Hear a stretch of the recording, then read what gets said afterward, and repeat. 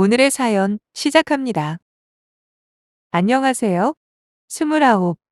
나름 꽃다운 나이에 돌아온 싱글이 되어버린 자영업하고 있는 여성입니다. 2달이 넘는 지리한 시간을 견디고 드디어 재산분할 및 이혼에 성공해서 얼마나 홀가분하고 기쁜지 모르겠네요. 남편과 함께 사는 동안 좋을 때가 없었던 건 아니지만 솔직히 말해서 제가 꿈꿔오던 결혼 생활은 아니더라고요.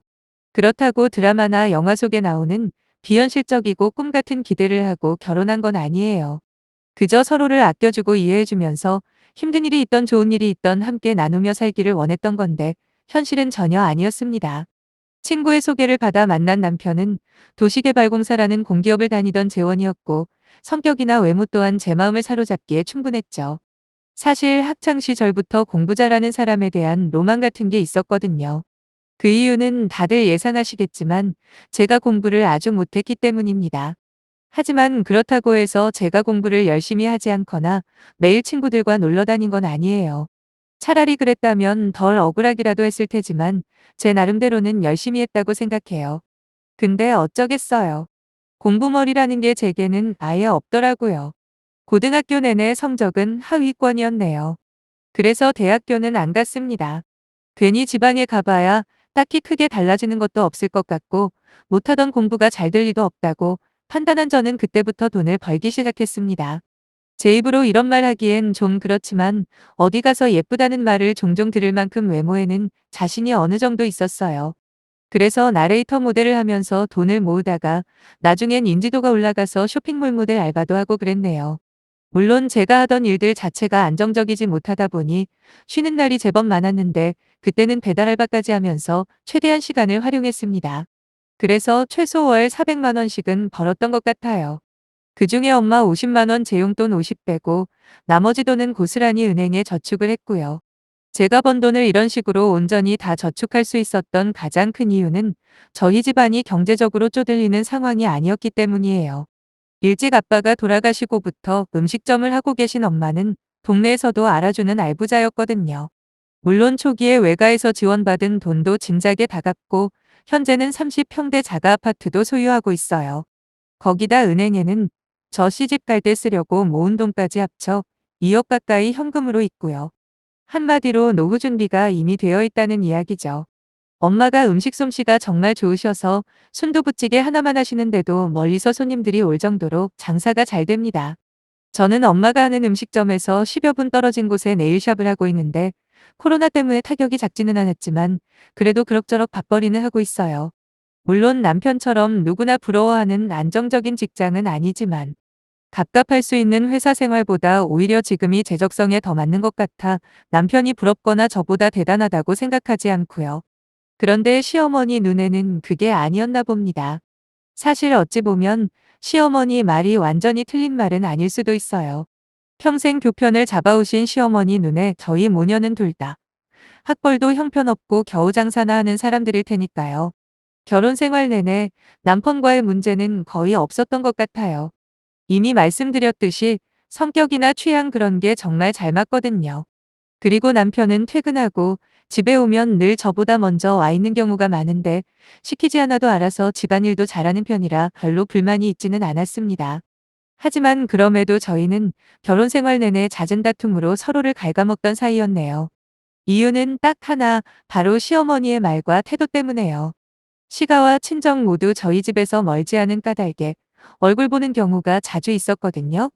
그런데 시어머니와 대화를 하다 보면 저도 모르게 자꾸 부하가 치미는 겁니다. 솔직히 저에 대해서 깔아내리는 건 한 귀로 듣고 흘릴 수 있다고 쳐요. 하지만 가만히 있는 저희 친정엄마에 대해서 은근히라도 무시하는 말은 도저히 참을 수가 없더군요. 예를 들면 이런 거죠. TV를 보다 여자 혼자서 장사하며 힘들게 애를 키우는 장면이 나오면 시어머니는 혼자서 혀를 끌끌 차며 한마디 하십니다. 절에서 남자든 여자든 배워야 하는 거야. 저게 뭐니? 시커먼 남자들 상대로 돈 버는 게 얼마나 치사하고 더러운 일인데. 라고 해놓곤 제 눈치를 봅니다. 보통 제가 그런 말을 할 때마다 그냥 안 넘어가고 받아치거든요.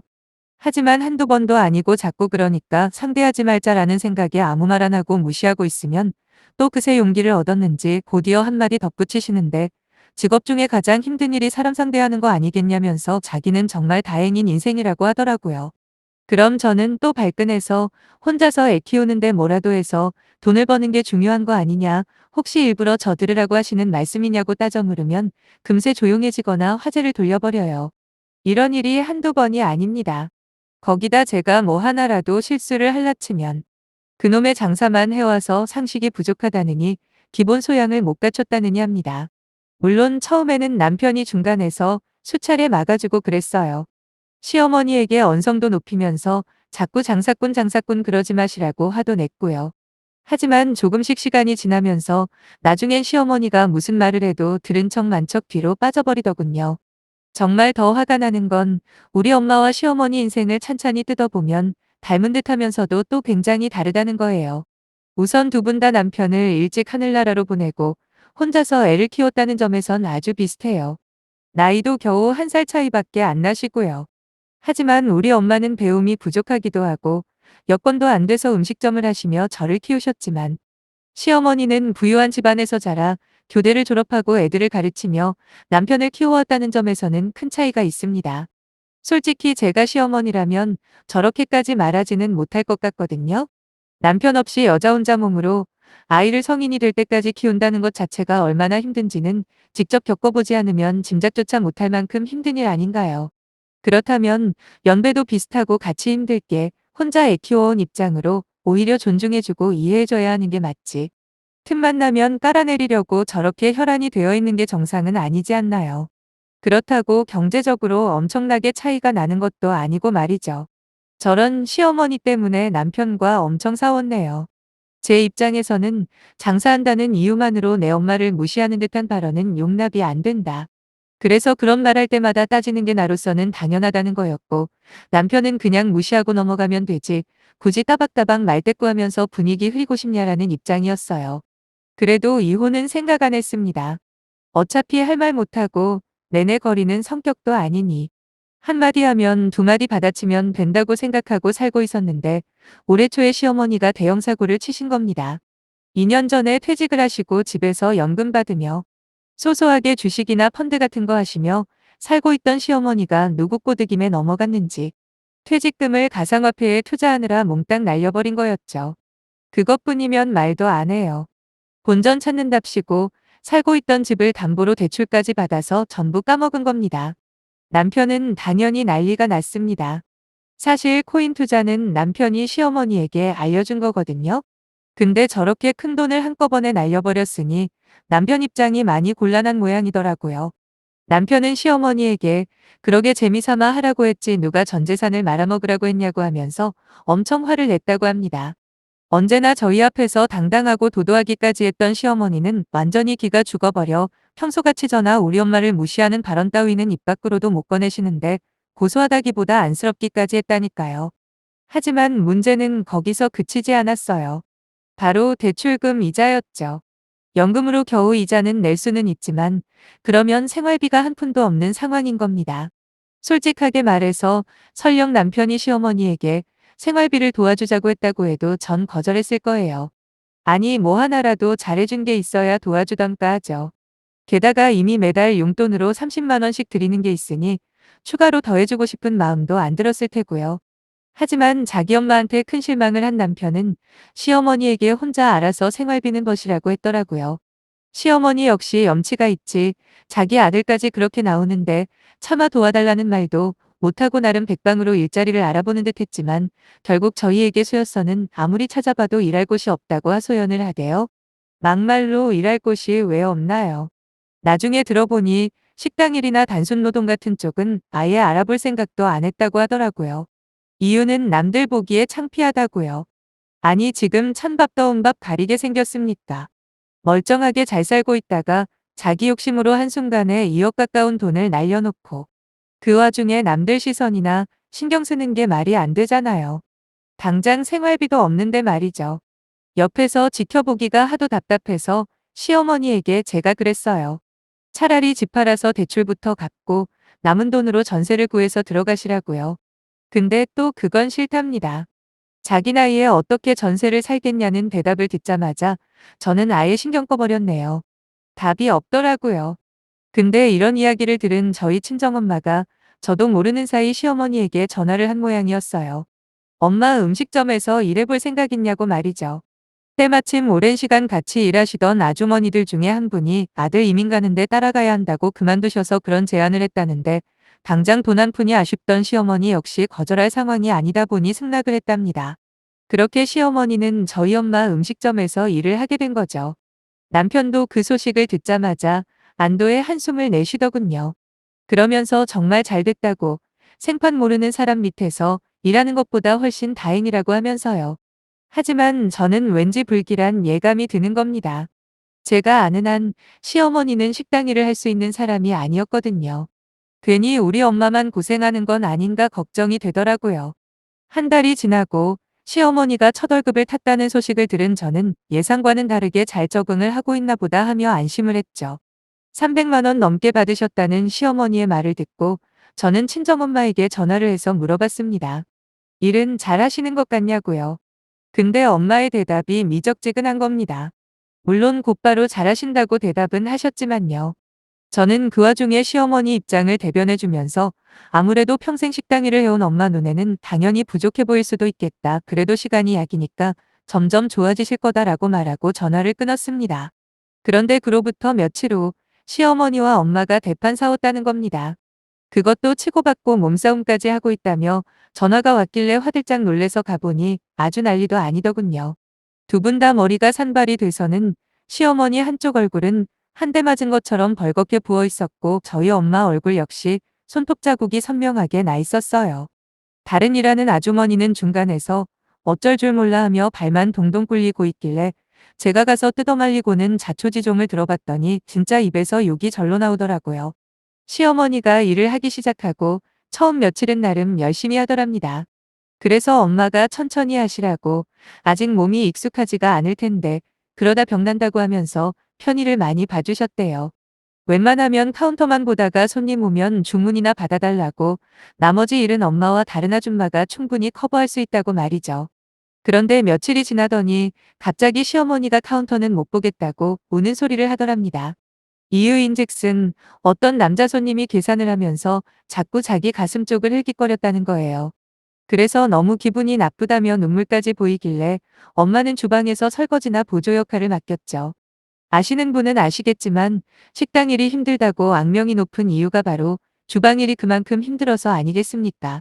딱 하루 만에 그것도 못한다고 해서 그럼 음식을 나르는 서빙은 할 수 있겠냐 했더니 그건 또 자신 있다고 했답니다.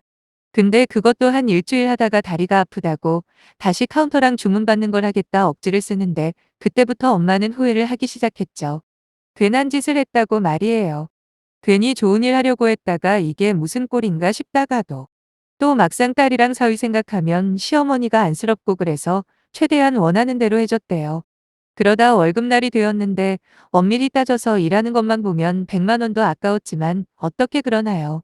일당으로 계산해서 325만 원을 입금해줬답니다. 그러면서 다른 아줌마에게는 절대로 이야기하지 말라고 신신당부를 했는데 그걸 며칠 만에 떠벌린 거죠. 그 아줌마는 워낙 베테랑인데다가 저희 엄마가 인건비는 후하게 주시는 편이라 300만 원 후반 받으시거든요. 근데 그걸 듣더니 자기를 돈 적게 줬다고 생난리를 치더랍니다. 그와 동시에 다른 아줌마 역시 엄마한테 한 달 동안 저 여자 일하는 거 다 지켜봤는데 무슨 돈을 그렇게 많이 주냐고 그 기준으로 따지면 자기는 1,000만 원도 더 받아야 한다고 항의를 하더래요. 이래저래 중간에서 엄마만 곤란하게 돼버린 거죠. 다른 사람들에게는 시어머니와의 관계를 일부러 말하지 않았거든요. 일단 그 아줌마에게 사실을 밝히고 미안하다고 했답니다. 그리곤 시어머니에게 화를 냈답니다. 그렇게 말하지 말라고 당부를 했는데 그걸 못 참고 쪼로록 떠벌리고 다니냐고 말이에요. 근데 거기서 시어머니가 그러더랍니다. 지금 누구한테 훈계질하냐고 돈 좀 있다고 갑질하려나 본데 자기도 얼마 전까진 남부럽지 않게 살았다며 평생 장사밖에 못 해본 주제에 어딜 까부냐 뭐 이런 식으로요.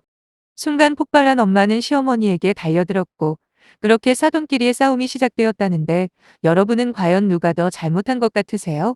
물론 저희 엄마도 잘한 것 딱히 없다는 건 너도 압니다.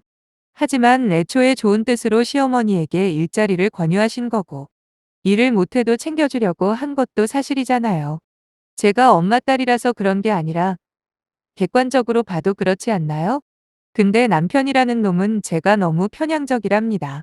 그러면서 자기 엄마도 잘못했으니 사과해야 하지만 저희 엄마도 똑같이 사과를 해야 한다고 하길래 싫다고 했죠. 저희 엄마 역시 사과할 일 없다고 하셨고요. 제 말을 듣자마자 남편은 인상이 굳더니 나가버리대요. 그리곤 다음날 이혼하자고 하더라고요. 갑작스러운 이혼 이야기에 당황한 제가 이유라도 알려달라고 했더니 전날 다 말하지 않았냐, 그렇게나 친절하게 설명해줬는데도 못 알아듣냐면서 짜증을 있는 대로 내는 겁니다. 그리곤 혼잣말처럼 중얼거린 그 말은 바로 장사꾼 집안이라 그런가 말귀 더럽게 못 알아먹네 였고, 그 순간 남편이 이혼하고 싶은 이유 따위는 궁금하지 않게 되었어요. 왜냐하면 제가 더 이혼을 하고 싶어졌기 때문이죠. 진작부터 남편이 시어머니랑 같은 시선으로 저와 우리 엄마를 본다는 걸 알았으면 결혼도 안 했을 뿐더러 그걸 알게 된 그날 헤어졌을 겁니다. 너무 늦게 알게 돼서 안타깝긴 하지만 이제라도 알았으니 다행이라고 생각하고 깔끔하게 이혼했네요. 아마 오랜 시간 동안 자기 엄마가 진 빚에 허덕이며 살겠죠. 여기 사연들 보면 이런 말이 있죠. 애 없는 게 천운이다 라는 말이요. 진짜 그 말대로 내가 없는 게 지금으로선 정말 천만다행이라는 생각뿐이고, 그렇게 무시하던 장사 열심히 해서 꼭 성공할게요. 감사합니다.